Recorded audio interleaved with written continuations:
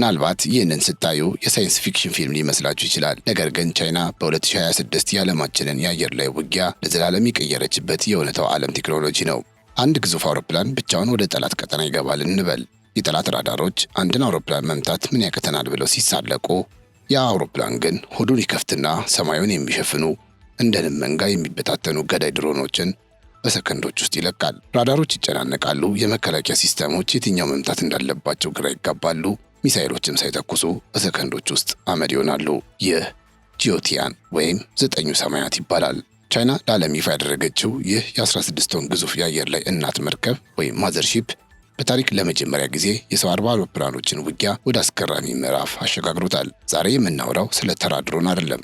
በ15000 ሜትር ከፍታ ላይ ሆኖ 7000 ኪሎ ሜትሮችን የሚያቋርጥ በአየር ላይ የሚበር ድሮን ተሸካሚ መርከብ ስለሆነው አስፈሪ ቴክኖሎጂ እንጂ። የሚገርመው ነገር ይህ የአየር ላይ እናት መርከብ ድሮኖችን መልቀቅ ብቻ አይደለም ስራው። ከለቀቀ በኋላም አንተ ራዳሩን ምታ፣ አንተ ታንኩን አጥፋ እያለ ትዕዛዝ መስጠት የሚችል የአየር ላይ ጀነራል ነው። የተከበራችሁ የኢትዮ ዴይሊ ቤተሰቦቻችን፣ በዛሬው ቪዲዮአችን ይህ ፊልም የሚመስለውን የቻይና አዲስ ቴክኖሎጂ በዝርዝር እንመለከታለን። ቻይና በዚህ የጦር መሳሪያ ሳቢያ የዓለምን ወታደራዊ ሚዛን እንዴት በአንድ ጀንበር እንዳናጋቸው በዝርዝር እነግራችኋለን። አብራችሁን እንድትቆዩ እየጋበዝን ቻናላችንን ሰብስክራይብ፣ ይህን ቪዲዮ ደግሞ ላይክ ማድረግ እንዳይረሱ ስንል በአክብሮት እንጋብዛችኋለን። አብራችሁን ቆዩ።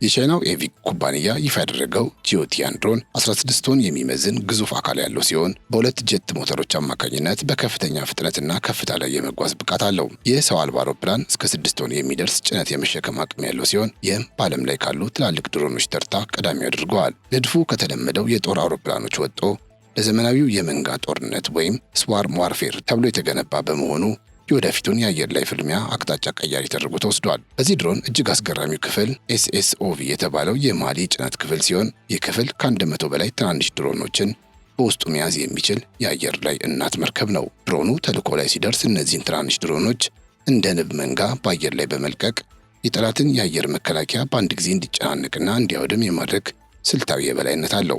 የድሮን መንጋዎቹ እርስ በርስ እየተገናኙ በተቀናጀ ሁኔታ ጥቃት እንዲሰነዝሩ የሚያስችል የሰው ሰራሽ አስተውሎት ኤአይ ሶፍትዌርም ተጭኖለታል።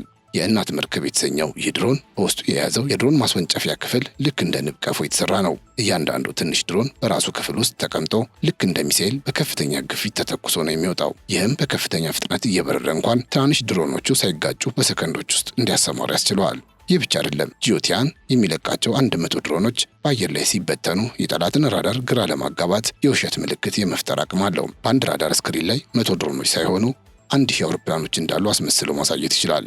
ይህም የጠላት መከላከያ የሌሉ አውሮፕላኖችን ለመምታት ውድ ሚሳኤሎችን እንዲያባክን ያደርገዋል። ድሮኑ ምንም እንኳ የጀት ሞተር ቢኖረውም የክንፎቹ ቅርጽና አሰራር ድምፅን ወደ መሬት እንዳይሄድ የሚበትን ኖይዝ ሺልዲንግ ቴክኖሎጂ አለው።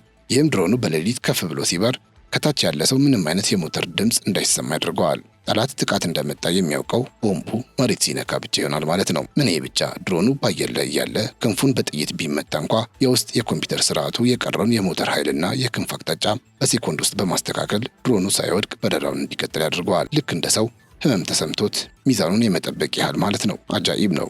ጂኦቲያን አየር ላይ ሆኖ የባህር ውስጥ እንቅስቃሴን የሚለኩ ስኖቦይስ የተባሉ መሳሪያዎችን የመጣል አቅምም አለው። እነዚህ መሳሪያዎች በመጠቀም በውቅያኖስ ውስጥ የተደበቁ የጠላት የባህር ሰርጓጅ መርከቦችን ወይም ሰብማሪንስ አድኖ ጥቃት ማድረስ ይችላል። ይህ ማለት ከአየር እስከ ባህር ጥልቀት ድረስ የበላይነት አለው ማለት ነው። ይህ ድሮን ሮግ ኤንድ ፕሮብ የተባለ ሲስተም በመያዝ አየር ላይ ለሚበሩ ትናንሽ ድሮኖች ነዳጅ ማደልም ይችላል። ትናንሾቹ ድሮኖች ነዳጅ ሲያልቅባቸው ወደ መሬት መመለስ ሲያስፈልጋቸው ጂኦቲያን ጋር ተገናኝተው ነዳጅ ቀርተው ተልዕኳቸውን ይቀጥላሉ።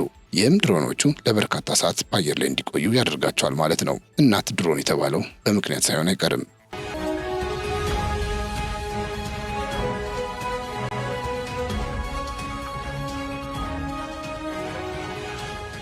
ሌላው አስገራሚ ክፍል የዚህ ድሮን ውጫዊ አካል ወይም ቆዳው ዝም ብሎ ብረት አለመሆኑ ነው። ስማርት ስኪን የሚባል ቴክኖሎጂ የተገጠመለት ሲሆን በሺዎች የሚቆጠሩ ጥቃቅን ሴንሰሮች በቆዳው ላይ ተገጥመውለታል። እነዚህ ሴንሰሮች የአየር ግፊትን፣ የሙቀት መጠንንና የጠላትን የራዳር ሞገድ ልክ እንደ ሰው የነርቭ ስርዓት ይሰማቸዋል። ድሮኑ ተመታው ወይም ታየው ብሎ ራሱን በራሱ እንዲያድን ፈጣን ውሳኔ የሚሰጠው በዚሁ ቆዳው አማካኝነት ነው። ታዲያ ይህ ድሮን አንድ ትልቅ ጦርነት ቢነሳና የጠላት ሀገር የቻይናን ሳተላይቶች ቢመታ ወይም ቢያገድ ጂኦቲያን ወዲያውኑ እንደ ጊዜያዊ ሳተላይት ሆኖ ማገልገል ይችላል። በከፍተኛ ከፍታ ላይ ሆኖ ለምድር ጦር የኢንተርኔትና የሬዲዮ ግንኙነት መስመር ይዘረጋል። ይህ ሃይ አቲቲዩድ ፕላትፎርም ስቴሽን ወይም HAPS የመሆን ብቃቱ ለቻይና ጦር በማንኛውም ሁኔታ ውስጥ የማይበጠስ የኮሚኒኬሽን ድልድይ ይፈጥርላታል። ድሮኑ ከሚለቃቸው 100 ድሮኖች ውስጥ የተወሰኑት ካሚካዚ ወይም ፈንጂ ታጥቀው ራሳቸውን የሚያጠፉ ሊሆኑ ይችላሉ። ጂኦቲያን እነዚህን ሁሉ ድሮኖች እንደ ኦርኬስትራ መሪ ሆኖ ያዛቸዋል። ለምሳሌ አንተ ራዳሩን ምታ፣ አንተ ታንኩን አጥፋ እያለ ለእያንዳንዱ ድሮን በሰከንድ ውስጥ ኢላማ ያከፋፍላል። ይህ ባትል ማኔጅመንት ሲስተም በአየር ላይ ያለ የጦር መምሪያ ክፍል ያደርገዋል። የድሮኑ ኮምፒውተር የወፎችን አበራረር ስልት በማጥናት የተሰራ ነው። ትናንሾቹ ድሮኖች ሲበሩ ልክ እንደ ወፍ መንጋ አንዱ የሌላውን አየር ግፊት በመጠቀም ጉልበት ይቆጥባሉ።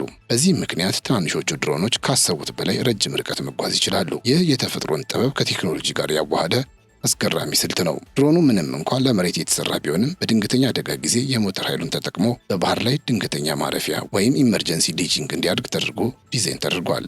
ይህም ውድ የሆነውን የቴክኖሎጂ ሚስጥርና መረጃ ጠላት እጅ ሳይወድቅ የቻይና የባህር ኃይል ሄዶ እንዲያነሳው ጊዜ ይሰጣል። ከመንጋ ጥቃት በተጨማሪ ጂኦቲያን በክንፎቹ ስር እስከ 8 የሚደርሱ ሚሳኤሎችንና ቦምቦችን መሸከም የሚችል ሲሆን ይህም አቅሙ እንደ ከባድ ቦምብ ጣይ አውሮፕላን እንዲያገለግል ያስችለዋል። የድሮኑ ራዳርን የማታለልና የጠላትን የኮሚኒኬሽን መስመሮች የመዝጋት ኤሌክትሮኒክ ዋርፌር ብቃቱ ያለ አብራሪ ረጅም ርቀት ተጉዞ የጠላትን ምሽግ እንዲያጠፋ ከፍተኛ ዕድል ይሰጠዋል።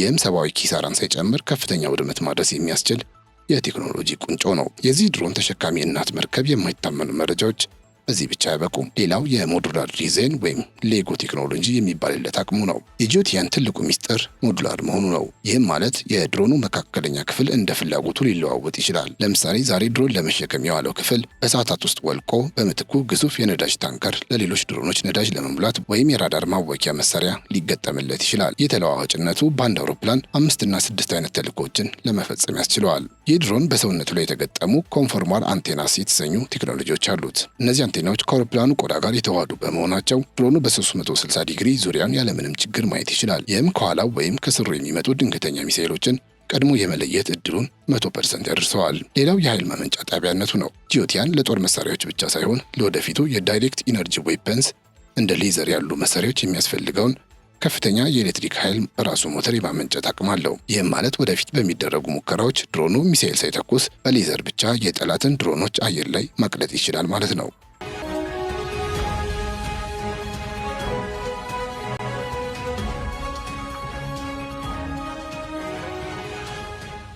እንቀጥላለን። ከሳተላይት ውጪ የመስራት ብቃቱ ሌላው የዚህ አስገራሚ አቅሙ ነው። አብዛኞቹ ድሮኖች ሳተላይት ሲቋረጥ ይወድቃሉ ወይም ስራ ያቆማሉ። ጂኦቲያን ግን የራሱ የሆነ ኢነርሻል ናቪጌሽን ሲስተም ያለው ሲሆን የጂፒኤስ ምልክት በጠላት ቢታገት እንኳ በከዋክብት አስተላለፍ ወይም በምድር ስበት ልኬት ግራቪቲ ማፒንግ ብቻ መንገዱን በትክክል አውቆ ግዳጁን የመፈጸም ልዩ ብልሃት አለው።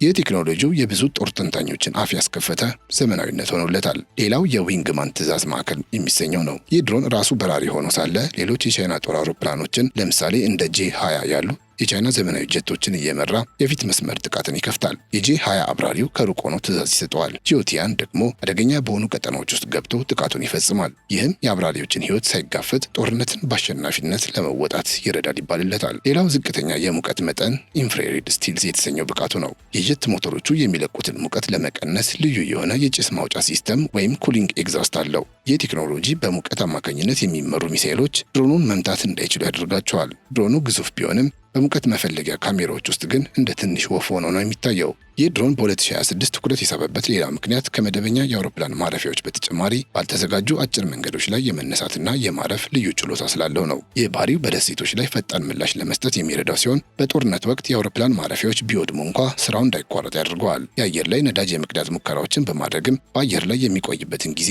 ከፍ አድርጓል። የጂኦቲያን የኮምፒውተር ሲስተም በሰከንድ ውስጥ በቢሊዮን የሚቆጠሩ መረጃዎችን የመተንተን አቅም ያለው ሲሆን ይህም ከሳተላይት ጋር በሰከንድ 100 ሜጋባይት ፍጥነት ባለው የመረጃ ልውውጥ የተደገፈ ነው። ይህ ማለት ድሮኑ የሚቀርጻቸውን ባለ ከፍተኛ ጥራት 4K የቀጥታ ምስሎች ለቁጥጥር ማዕከሉ ያለምንም መቆራረጥ መላክ ይችላል ማለት ነው። የሰው ሰራሽ አስተውሎት AI ስርዓቱ ደግሞ ድሮኑ ከቁጥጥር ማዕከሉ ጋር ያለው ግንኙነት ቢቋረጥ እንኳ ራሱን ችሎ ወደ መነሻው እንዲመለስ ወይም የተሰጠውን ግዳጅ እንዲፈጽም ያስችለዋል። በስትራቴጂ ደረጃ ጂኦቲያን የቻይናን የአየር ኃይል በፓሲፊክ ውቅያኖስ ላይ ያለውን ተጽዕኖ በከፍተኛ ሁኔታ ያሳድገዋል ተብሎ የሚታመን ሲሆን በተለይም የባህር ኃይል መርከቦችን ከአየር ላይ ለመጠበቅ ይውላል። በ2026 የሚደረጉት የተግባር ሙከራዎች ድሮኑን ወደ ሙሉ ወታደራዊ ኦፕሬሽን ለማስገባት የታለሙ ናቸው። ይህ ቴክኖሎጂ አሜሪካ ከምትጠቀምባቸው ሪፐር ድሮኖች በክብደትና በቴክኖሎጂ በእጥፍ እንደሚበልጥ ይነገራል። በመጨረሻም ጂኦቲያን በሲቪል አገልግሎት ዘርፍ እንደ ግዙፍ የጭነት ማመላለሻና ለድንገተኛ አደጋ ጊዜ እንደ ፈጣን የመረጃ አቀባይ ሆኖ እንዲያገለግል ተደርጎ ተቀርጿል። ይህም ድሮኑ ወታደራዊ ፋይዳ ብቻ ሳይሆን ለሀገር ግንባታና ለንግድ እንቅስቃሴዎች የሚውል ሁለገብ መሳሪያ መሆኑን በ2026 የታዩት አዳዲስ መረጃዎች ያረጋግጣሉ። የዚህ ድሮን መሰራት በዓለም ዙሪያ ያሉ ሀገራት በድሮን ቴክኖሎጂ ላይ ያላቸውን እይታ እንዲቀይሩና አዳዲስ የደህንነት ስጋቶችን እንዲያሰሉ አስገድዷቸዋል። እንግዲህ ተመልካቾቻችን የቻይናው ጂኦቲያን ወይም 9 ሰማያት ድሮን ዝም ብሎ ወታደራዊ መሳሪያ ብቻ ሳይሆን የሰው ልጅ የወደፊት የጦርነት ስልት የት ላይ እንደደረሰ የሚያሳይ ትልቅ ማሳያ ነው። አንድ እናት መርከብ በመቶዎች የሚቆጠሩ ድሮኖችን አየር ላይ እያዘነበች ጦርነትን የምትመራበት ዘመን ሩቅ ሳይሆን እዚህ 2026 ላይ ደርሷል። ይህ ቴክኖሎጂ ለዓለማችን ሰላም ያመጣል ወይስ ይበልጥ የጦርነት ስጋትን ይጨምራል? ቻይና በዚህ መሳሪያ ያገኘችው የበላይነትስ የሀያላን ሀገራትን ወታደራዊ ሚዛን እስከ መቼ ያናጋው ይሆን? የእናንተን አስተያየት ኮሜንት መስጫው ሳጥን ላይ ብታካፍሉን ደስ ይለናል። ይህ ድሮን ለዓለም ስጋት ነው ወይስ የቴክኖሎጂ እድገት የሚለው በቀጣይ ጊዜያት የሚታይ ይሆናል። የተከበራችሁ የኢትዮ ዴይሊ ቤተሰቦቻችን ስለ ጂኦቲያን አስገራሚ ወታደራዊ ቴክኖሎጂዎቹ ያዘጋጀነው የዛሬው ትንታኔያችን እንደወደዳችሁት ተስፋ እናደርጋለን። ቪዲዮ ከተመቻችሁ ላይክ ማድረጋችሁን አትርሱ። እንደዚህ አይነት ወቅታዊና አስገራሚ የጦር መሳሪያ ዝርዝሮች በፍጥነት እንዲደርሷችሁ ደግሞ ሰብስክራይብ በማድረግ የደውል ምልክቷን ይጫኑ። አብራችሁን ስለነበራችሁ እጅግ እናመሰግናለን። በሚቀጥለው ቪዲዮ በሌላ አስገራሚ ርዕስ እስክንገናኝ ድረስ ሰላም ቆዩልን። ቻው።